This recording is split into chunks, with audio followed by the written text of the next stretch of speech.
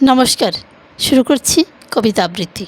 আমার আজকের নিবেদন কবিগুরু রবীন্দ্রনাথ ঠাকুরের কবিতা আমি চঞ্চল হে, আমি চঞ্চল হে, আমি সুদূরের প্রেয়াসী।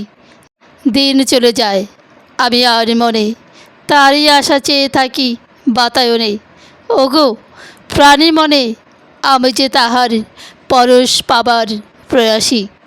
আমি সুদূরের প্রেয়াসী, সুদূর বিপুল সুদূর, তুমি যে বাজাও ব্যাকুল বাঁশুরি। মোর ডানা নাই, আছি এক ঠাই, সে কথা যে পাই পাশুরি।